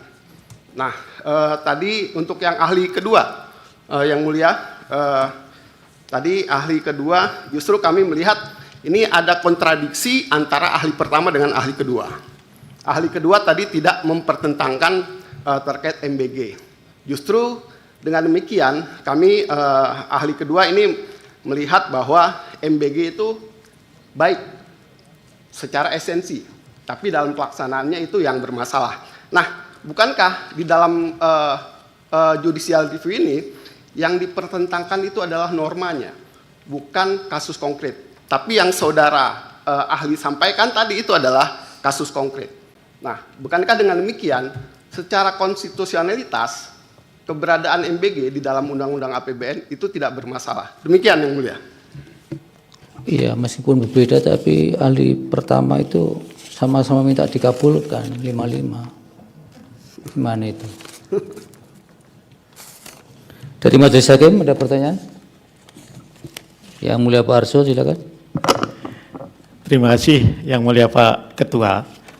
Saya mohon izin untuk tidak bertanya, tapi setelah mendengarkan keterangan pihak terkait, kemudian keterangan ahli dan keterangan saksi, saya mohon keterangan tambahan dari pemerintah, ya, yang mungkin nanti paling tidak bisa disampaikan pada saat kesimpulan. Ya. Memang dalam perkara-perkara atau dalam permohonan-permohonan ini yang diuji tentu adalah persoalan konstitusionalitas norma. Tetapi karena konstitusionalitas norma yang diuji ini adalah norma yang ada dalam Undang-Undang APBN, dan kalau kita bicara tentang Undang-Undang APBN itu mau tidak mau selain bicara alokasi itu pasti bicara angka, maka saya mohon penjelasan tambahan. Nah, kalau kita cermati APBN 2025 itu ya menempatkan alokasi anggaran pendidikan itu 724,262 triliun. Ya. Pada APBN 2025, MBG itu diberi alokasi anggaran kurang lebih 71 triliun. Ya. Kemudian pada APBN 2026, alokasi anggaran pendidikan memang naik dari 7,24 sekian T menjadi 7,69 T. Ya. Nah, yang menarik adalah ini yang kami mohon penjelasan. Bagaimana dengan anggaran APBN 2025 yang 724, sekian T itu MBG-nya hanya 71 T, tapi kemudian memang ada kenaikan anggaran pendidikan sekitar 45 triliun, ya, menjadi 769 T, tapi dengan alokasi anggaran MBG 268 triliun. Ini kalau logical thinkingnya Pak Direktur Litigasi, ini kan berarti ada fungsi-fungsi pendidikan yang alokasi anggarannya itu dikurangi. Nah, saya mohon penjelasan. Karena naiknya anggaran pendidikan pada 2 tahun fiskal itu 45 T saja, antara 2025 versus 2026, tetapi terjadi kenaikan alokasi anggaran untuk MBG itu dari 71 T menjadi 268 T. Ini penjelasannya ini apa? Itu, ya. Itu. Ini saya pertanyakan, mintakan keterangan tambahan, karena posisi pemerintah sebagaimana yang ada dalam keterangan Presiden kan berpendapat bahwa pemenuhan gizi lewat MBG itu bagian dari apa yang dijadikan sebagai bagian dari pendanaan operasional pendidikan itu bukan sebuah penyelundupan hukum, tapi intervensi teknokratis berbasis bukti, evidence-based policy.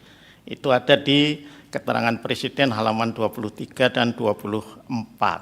Nah, saya menjadi ingin tahu, apa kemudian intervensi teknokratisnya dengan perbedaan jumlah anggaran MBG yang demikian besar di 2 tahun fiskal itu, ya, dan itu kemudian secara teknokratis tidak mengurangi alokasi anggaran yang lain. Ya.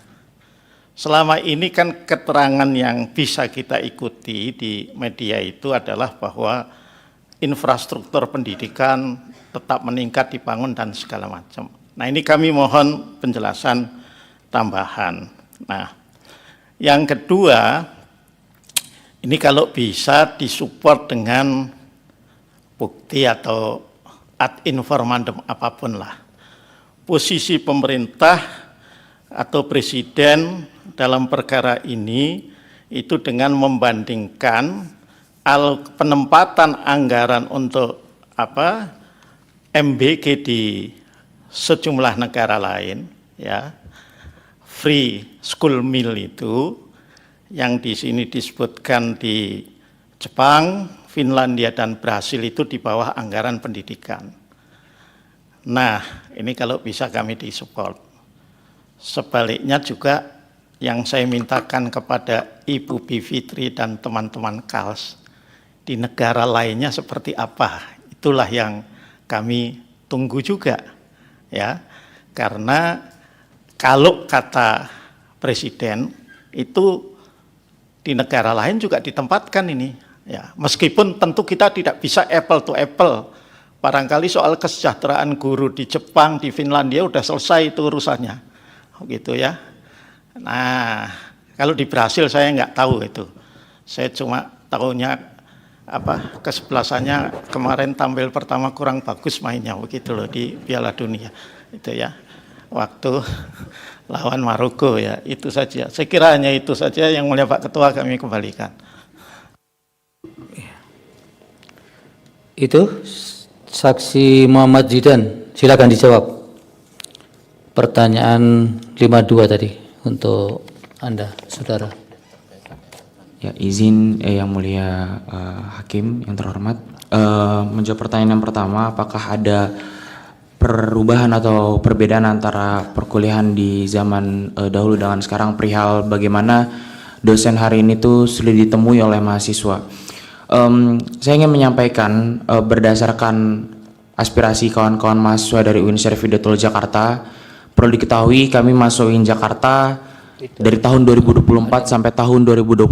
Setiap bulan Mei kami memperingati Hari Pendidikan Nasional, kami selalu mengadakan agenda kegiatan demonstrasi aksi di kampus, menuntut berbagai macam hal, terutama perihal bagaimana kami menuntut hak-hak kami sebagai mahasiswa terkait bagaimana pembelajaran atau proses pembelajaran yang dihadirkan di kampus. UKT kami naik 50% berdasarkan keputusan Menteri Agama 368 tahun 2024. Namun untuk mendapatkan hak proses pembelajaran saja kami terpaksa untuk di-online-kan. Kami kesulitan, bahkan mahasiswa akhir di UIN Jakarta itu sampai yang putus kuliah, majelis hakim sampai yang terputus kuliahnya karena dia tidak mampu membayar UKT sedangkan dia tidak ke kampus, kayak gitu. Dan satu dan lain hal, dosen yang hadir di UIN Syarif Hidayatullah Jakarta itu juga merasakan, juga menyampaikan ketika kami menyuarakan suara-suara dari mahasiswa, mereka juga menitip pesan kepada para mahasiswa yang menyuarakan aspirasinya, nitip, Dek, tolong sampaikan, kami juga para dosen resah tapi kami tidak bisa menyampaikannya secara langsung, kurang lebih kayak gitu. Untuk menjawab pertanyaan yang disampaikan oleh tim kuasa Presiden, saya akan juga menjawab bagaimana kesejahteraan dosen hari ini perlu diperhatikan. Dosen di UIN Jakarta itu bahkan sampai banyak yang mencari mata pencarian lain karena mereka merasakan bahwa menjadi dosen itu dirasa-rasanya adalah sebuah pengabdian. Mereka tidak mendapatkan kelayakan dan pada akhirnya ini juga berpengaruh bagaimana kehadiran dosen di kampus. Tadi juga sepakat apa yang disampaikan oleh kepada saksi-saksi dan ahli lainnya bahwa proses pembelajaran di kampus itu adalah satu hal yang penting. Namun kami tidak bisa mendapatkan hak-hak kami sebagai seorang mahasiswa. Jadi kapabilitas atau kapasitas yang saya sampaikan sebagai seorang saksi adalah sebagai seorang mahasiswa yang menaungi berbagai macam masukan, saran, dan aspirasi dari mahasiswa di lingkup terkecil di fakultas saya dan umumnya di UIN Syarif Hidayatullah Jakarta. Maka itu yang kami rasa, yang kami lihat, dan kami dengar dari kawan-kawan kami, kurang lebih kayak gitu, Bapak. Terima kasih. Dari saksi Iman, silakan. Terima kasih Hakim yang mulia. Yang saya sampaikan itu bukan analisis, itu adalah kata-kata langsung dari teman-teman guru. Jadi guru-guru kesel, saya juga kesel. Jadi kata-kata seperti tidak ada anggaran dari daerah, itu adalah pertanyaan yang kami berikan kepada teman-teman guru. Saya nggak tahu, tapi teman-teman guru ini menjawabnya seperti itu.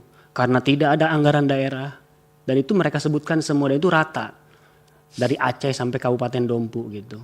Jadi yang saya sampaikan tadi adalah jelas, ini untuk jawaban untuk pemerintah ya. Ini jawaban gurunya langsung. Saya tidak menganalisis. Saya tadi hanya membacakan ulang. Jadi kalau saya bacakan ulang kata-katanya jauh lebih kasar lagi sebetulnya. Ada sumpah serapah juga gitu. Tapi kan saya hormati majelis ini. Yang kedua, menanggapi pertanyaan dari sini pemohon, kondisinya ya mengerikan, tidak ada harapan. Kalau saya boleh menganalisis ya, atau membacakan pengalaman saya, seleksi guru PNS kan sudah 7 tahun, sudah tidak ada. 7 tahun, 5 tahun yang kemarin, 2 tahun yang sekarang. Jadi gelap, karir guru di negeri itu gelap. Saya juga nggak tahu jadi guru tuh mau kemana karirnya tuh nggak ada. Jadi harusnya puncaknya kan, ini saya guru madrasah. Kemarin tuh demo di istana, saya juga ikut demo dengan guru-guru, saya guru swasta, guru madrasah swasta. Kita demo pengen jadi P3K, kenapa? Karena di swasta gajinya kurang. Nah bagaimana dengan teman-teman di guru negeri? Kasta tertingginya kan ada di PNS sebetulnya. PNS-nya sudah tidak direkrut lagi, adanya P3K 5 tahun lalu, periode yang lama. Sekarang dibuatnya P3K paruh waktu. Jadi ke bawah ininya apa? Karirnya tuh makin gelap gitu loh, makin dalam. Jadi kalau ditanya tadi bagaimana kondisinya, ya tidak ada harapan. Ya kalau saya diizinkan menganalisis, bapak dari pemerintah harusnya bisa menggali lagi bagaimana survei-survei peningkatan mahasiswa LPTK menurun, tidak mau jadi guru, ada gerakan tidak mau jadi guru misalkan. Lihat aja di sosial media gitu. Teman-teman saya banyak yang berhenti jadi guru, dia cari pekerjaan, pengen ke Australia jadi jualan buah lah, bertani buah gitu. Itu terjadi gitu. Jadi dan ini menurut saya ini adalah darurat gitu dan tidak bisa dianggap sepele menurut saya. Ini pengalaman saya dan juga pengalaman teman-teman gitu. Ya waktu kemarin saja jujur aja Idul Fitri 3 hari mau Lebaran, ada guru dari Sulawesi nge-WA saya minjem uang 250.000 untuk beli popok. Masa negara nggak bisa nyediain untuk itu? Kan basic. Sumedang Pak. Di Sumedang ini benar. Di Sumedang P3K ASN dia itu PNS ASN maksud saya aparatur sipil negara. Digaji P3K paruh waktu 50.000. Oleh siapa? Oleh Sumedang ya memang, bukan oleh pusat. Ditanya lagi kenapa? Dia dapat alasan dari pemerintah daerahnya masing-masing. Karena nggak ada anggarannya, kena efisiensi. Jadi itu kesaksian mereka sendiri yang mereka terima. Benar atau salah kan itu harus dianalisis oleh ahli, bukan oleh saya. Saya hanya menyampaikan ulang. 50.000, itu pun dipotong BPJS. Jadi yang masuk rekeningnya 15.000. Nggak bisa ditarik Pak 15.000. Siapa yang bisa narik di sini? Kecuali ATM-nya beda sendiri. Nah, jadi itu. Jadi kesaksian plek ketuplek gitu. Kalau memang saya menganalisis, saya bisa bicara banyak hal, tapi tidak saya lakukan di sini. Karena saya kepala bidang advokasi mengumpulkan keluhan-keluhan tiap hari, Pak. Bahkan komika yang kemarin menang Suci 12 juga dapat keluhan-keluhan guru honorer. Karena nggak ada salurannya. Ini kesempatan kami untuk menyatakan bahwa ya ini kondisinya guru-guru tidak jelas nasibnya. Masa ada paruh waktu gitu. Cukup. Itu mungkin jawabannya. Cukup. Baik. Terima kasih Majelis Hakim. Dari Bu Rika bisa ditayangkan. Terima kasih. Ya, terima kasih.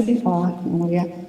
Saya mencoba menjawab tadi pertanyaan mengenai apakah MBG ini membuat apakah kekhawatiran ya soal anak menempuh pendidikan. Jawabannya jelas iya gitu kan. Pertama soal anaknya sendiri juga deg-degan ya kalau berangkat makan itu apakah makanan MBG yang diterima itu akan aman bagi dia gitu, apakah tidak ada keracunan, apakah sehat, itu saja sudah bikin khawatir.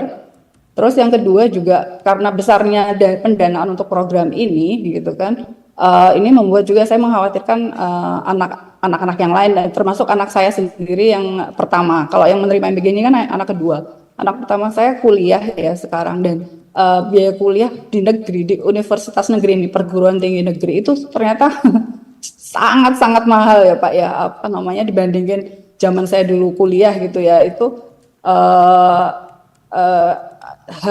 harus nabung cukup lama gitu agar bisa membayar UKT-nya gitu. Dan saya rasa apa namanya, makanya saya sangat berharap misalnya pendidikan itu kalau memang ada dana segede itu yang bisa buat MBG, yang bisa buat beli kaos kaki segala macam, bisa buat beli sepeda motor untuk para pengelolanya, itu apa nggak mending untuk benar-benar membuat pendidikan itu lebih terjangkau untuk lebih banyak orang gitu. Itu sih yang saya sampaikan dan saya khawatirkan. Semoga sih saya bisa ya tetap membiayai anak-anak sampai sekolah selesai sampai pendidikan tinggi.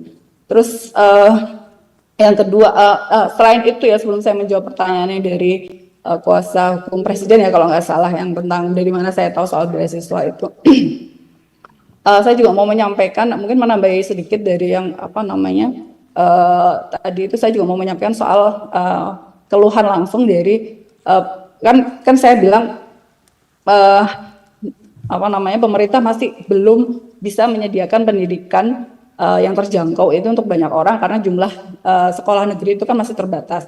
Ini saya menceritakan kondisi sebuah tempat di Jawa ya, ini di Jember Jawa Timur itu ada adik saya yang mengelola sebuah sekolah swasta. Jadi ini kan sebenarnya membantu pemerintah untuk menyediakan akses pendidikan itu karena memang jumlah sekolahnya nggak memadai gitu, dan dia hanya bisa menerima murid-murid yang sangat terbatas sehingga dia hanya mengandalkan bos ya untuk operasional dan untuk gaji guru-gurunya itu sering terlambat.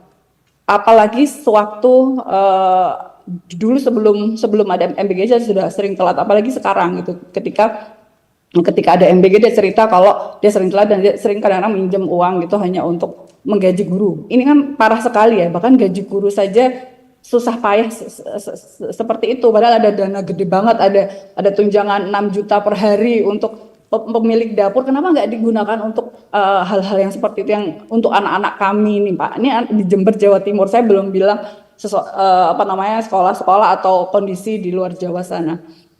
Terus itu ya, jadi saya sangat khawatir sebenarnya dengan kondisi banyak orang, anak-anak kita semua, generasi masa depan, bagaimana kita mau mengharapkan mereka akan memimpin Indonesia kalau yang terjadi seperti itu. Terus kemudian mengenai dari mana saya tahu ada beasiswa berkurang, ada pengurangan beasiswa dari curhatan banyak orang, termasuk para pelaku penyelenggara pendidikan. Terus juga dari baca berita, baca analisis banyak hal, juga baca berita. Dan tadi juga yang disampaikan Pak Arsusani ya, saya juga baca itu di koran gitu, mengenai anggaran APBN yang untuk pendidikan itu meningkat, tapi kebanyakan ternyata peningkatannya untuk MBG gitu, berarti ada yang berkurang nih. Dan berkurang itu yang saya dengar termasuk dari salah seorang dosen di perguruan tinggi negeri di Yogyakarta ya, dia mengatakan nggak bisa kalau rapat sekarang snack itu berkurang gitu kan, dana untuk kegiatan mahasiswa berkurang, tunjangan juga berkurang. Itu salah satunya dia bilang karena itu. Terus dia sebenarnya awalnya menyampaikan ini dalam tulisan terbuka gitu ya di sosial medianya, tiba-tiba beberapa waktu kemudian dihapus, dan ketika saya tanya kenapa, dia bilang dilarang oleh atasan. Jadi ada situasi semacam ini, ada pembatasan dan ada memang akhirnya kebanyakan kita bicara atau curhatan-curhatan yang seperti disampaikan Pak Iman tadi, bentuknya adalah sambatan-sambatan yang nggak ada ujungnya, nggak ada kanalnya. Makanya saya berharap di sini ini kita akan menemukan gitu loh cara agar suara-suara yang terbungkam ini, yang tidak bisa menemukan ruangnya ini, bisa mendapatkan tempat yang didengarkan oleh rakyat. Karena bukankah memang pemerintah itu harusnya mau mendengarkan suara kami, suara rakyat ini. Itu mungkin dari saya. Terima kasih. Kemudian ahli Pak Eko. Terima kasih. Silakan. Yang Mulia, izinkan saya menjawab dari belakang. Tadi saya berterima kasih karena perwakilan dari Presiden sudah justru membantu apa yang saya sampaikan dengan menyebut indikator hak atas pendidikan. Tapi izinkan saya melengkapi bahwa indikator hak atas pendidikan itu ada 4, bukan hanya 3, dan itu sudah saya tulis di buku teks tahun 2018. Indikator hak atas pendidikan itu dibuat oleh Special Rapporteur dan namanya Katarina Tomaszewski, dan sudah lahir General Comment yang dikeluarkan oleh The Committee on Ecostock Right, General Comment nomor 13 tahun 1999. Terdapat 4 indikator, yang pertama adalah availability, yang kedua accessibility, yang ketiga affordability, dan yang terakhir adalah adaptability. Saya setuju dan inline dengan posisi Bapak. Yang berbeda adalah, itu nggak ada hubungannya dengan MBG. Itu semua adalah indikator hak atas pendidikan, bukan hak atas pangan. Hak atas pangan ada indikatornya sendiri.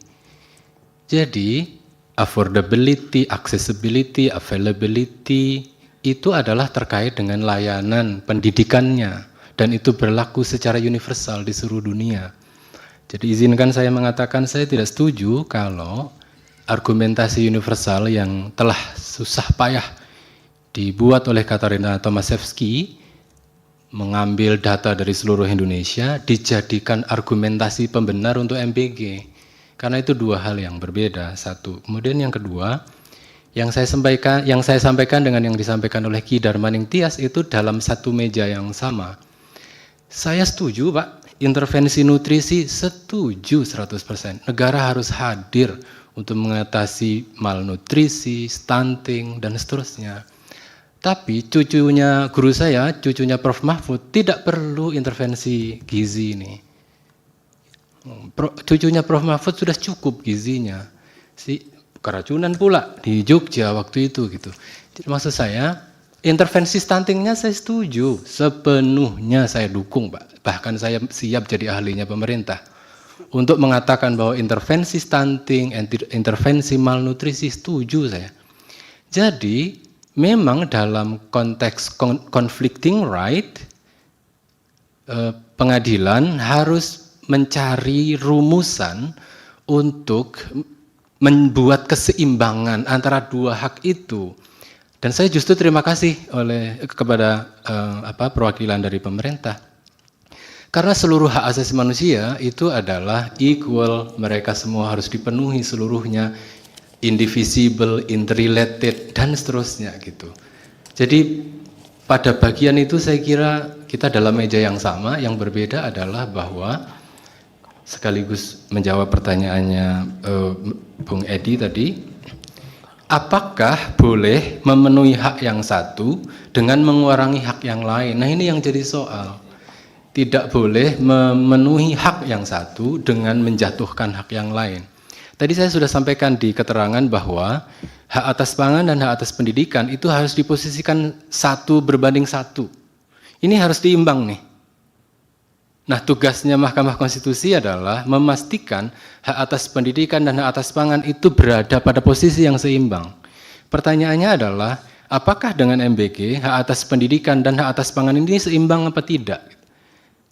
Itu justru yang harus diuji. Izinkan saya berasumsi karena saya tidak ahli di bidang angka-angka itu, tapi asumsi teoretisnya adalah hak atas pendidikan sudah di bawah ini posisinya. Hak atas pangan sebenarnya ya posisinya kira-kira di sini. Harusnya yang diintervensi oleh negara adalah hak atas pendidikan, sehingga hak atas pendidikan ini akan naik gitu. Nah, yang terjadi saat ini menurut saya adalah sebaliknya. Hak atas pangan posisinya sudah di sini, hak atas pendidikan di sini. Yang diintervensi hak atas pangannya tiba-tiba dia semakin naik sampai tinggi sekali. Nah, pada ruang inilah berdasarkan prinsip necessity dan availability ini yang kemudian harusnya diturunkan menjadi seimbang kembali. Bagaimana caranya untuk menyeimbangkan antara hak atas pendidikan dan hak atas pangan dan hak atas pendidikan? Anggaran untuk MBG ini yang kemudian harus dipotong sehingga dia menjadi seimbang agar pendidikan dan pangan menjadi seimbang kembali. Itu kemudian yang terakhir, ada prinsip namanya, tadi sudah disinggung oleh Bung Edi, progressive realizations. Memang hak ECOSOC itu mengakui satu prinsip universal di mana pemenuhannya itu bisa bergerak, tidak harus saat itu juga, gradual. Jadi pada konteks ini izinkan saya justru mendukung pemerintah dengan mengatakan fokus saja pada yang stunting, pada yang malnutrisi, itu yang perlu diintervensi. Karena memang kewajiban pemerintah di situ. Nanti saat pendidikannya sudah naik, sudah sangat tinggi, akses guru, murid, fasilitas dan sebagainya sudah sangat tinggi, maka kemudian mungkin pada masanya kita bisa bersetuju untuk mendukung MBG bagi seluruh siswa setelah layanan pendidikan yang basic itu sudah sangat memadai. Saya kira itu posisinya. Poinnya adalah, ini saya mau sampaikan kepada teman-teman yang dari pemerintah. Agak diringkas, Pak Eko. Terima kasih Yang Mulia. Kalau menggunakan standar hukum hak asasi manusia internasional, ada yang disebut dengan prinsip non-retrogression. Artinya apa? Pemenuhan hak ECOSOC itu tidak boleh mundur. Kalau pemerintah menggunakan standar seperti ini untuk memberikan hak atas pangan, secara hukum internasional, pemerintah yang akan datang akan dituntut untuk memenuhi lebih baik dari yang sekarang. Artinya apa? Akan ada realokasi anggaran yang sangat besar di saat hak atas pendidikan sendiri sebenarnya belum terpenuhi secara memadai. Terima kasih Yang Mulia. Baik, Ki Darmaning Tias silakan. Baik, izinkan saya melanjutkan penjelasan saksi ahli satu, terutama dari pertanyaan dari Wakil Presidenan. Saya kira kalau kita melihat alokasi anggaran pendidikan yang dialokasikan ke Kementerian Pendidikan Dasar dan Menengah, Kementerian Pendidikan Tinggi dan Saintek, serta Kementerian Agama yang total hanya sekitar 190 triliun, sementara anggaran untuk MBG lebih dari 200 triliun, dan keduanya mengambil anggaran dari sektor pendidikan, maka relevan sekali yang dipersoalkan oleh ahli 1 bahwa memang tidak ada keseimbangan antara pemenuhan hak atas pangan dan hak atas pendidikan. Itu yang satu. Yang dua, menyambut pertanyaan dari lawyer. Sebetulnya kita sudah memiliki pengalaman baik, yaitu soal program makan tambahan untuk anak sekolah. Itu dilaksanakan sejak 95 sampai sebelum ada MBG. Kekuatan dari program PMTAS itu adalah dia focusing pada target, sehingga targetnya tidak masif. Tetapi persis yang disampaikan oleh ahli 1 bahwa target pada anak-anak yang rawan gizi, rawan nutrisi, anak-anak dari 3T gitu. Nah, demikian pula soal MBG ini. MBG ini usul saya adalah 1 pada kelompok miskin, yang itu datanya menurut BPS sekitar 11 atau mungkin 13% dari total penduduk. Yang kedua, dari daerah 3T. Yang ketiga, dari daerah pesisir, karena daerah pesisir ini rata-rata miskin. Yang keempat, itu anak-anak yang tempat tinggalnya jauh dari sekolah. Jadi mestinya MBG itu fokus di situ. Sehingga tadi perhitungan saya, kalau saya ngambil 30% dari total jumlah murid dan santri, mungkin kita hanya butuh 70 triliun. Kalau kita ambil 40%-nya, mungkin kita hanya butuh sekitar 94 triliun, karena tadi saya hitung 93,9, jadi kita bulatkan 9 triliun. Dan itu pun kalau kita mengacu pada tujuan MBG, sebetulnya kan untuk mengurangi stunting, untuk meningkatkan gizi, untuk mewujudkan ketahanan pangan.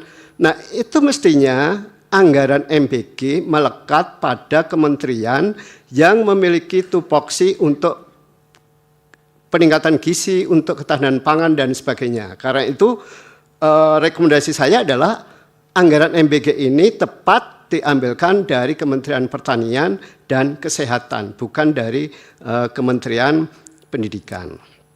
Terkait dengan pertanyaan lawyer soal di Jawa sudah daerah-daerah luar Jawa banyak yang memerlukan, saya kira sepakat bahwa memang MBG itu harusnya khusus ke sana. Saya kira kita jujurlah, kalau seandainya kita punya anak yang masih bersekolah yang di ruangan ini, apakah anak-anak kita atau cucu kita akan kita relakan untuk mengkonsumsi MBG? Kita harus jujur pada diri kita.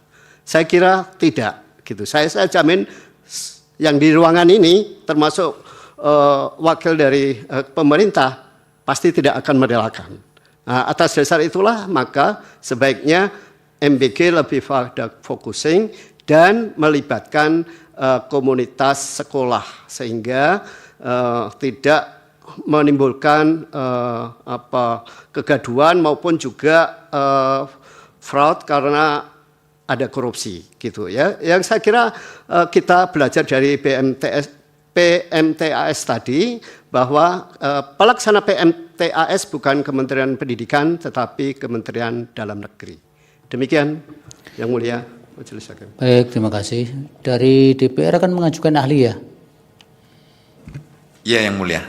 DPR akan mengajukan 3 ahli, Yang Mulia. 3 ahli. Ya, pertama 1 ahli untuk perkara 52. Ya, 3 ahli ya. Ya, terus iya Pak, 3 ahli berarti satu-satu atau 3 nomor ini 3 ahli kan? Masing-masing 1 nomor 1 ahli. Bukan Yang Mulia. Jadinya satu ahli untuk perkara 52, Ya. 2 ahli untuk perkara 40 dan 55 sekaligus. Ya. Sama saja. Si Presiden? Izin Yang Mulia, untuk pemerintah tiap perkara 2 ahli Yang Mulia. Jangan. Waktunya Pak. Oh siap. MK akan menyelesaikan permohonan ini paling lambat akhir bulan ini, sehingga bulan depan seharusnya sudah bisa diputus perkara ini. Sehingga tidak kehilangan isu dan apa yang menjadi permohonan provisi para pemohon, meskipun tidak dalam konteks itu, tapi kan kalau nanti semakin lambat juga. 4 ahli Yang Mulia. 3 siap. sama dengan DPR. Oleh karena itu kami jadwalkan di hari Selasa tanggal 23 Juni 2026 pukul 8.30. Kak perlu nanti sampai siang sidang ini berkaitan dengan permohonan 3 permohonan ini. Ya Pak Yuliansa ya, perhatikan ya. Baik, sidang hari ini dicukupkan dan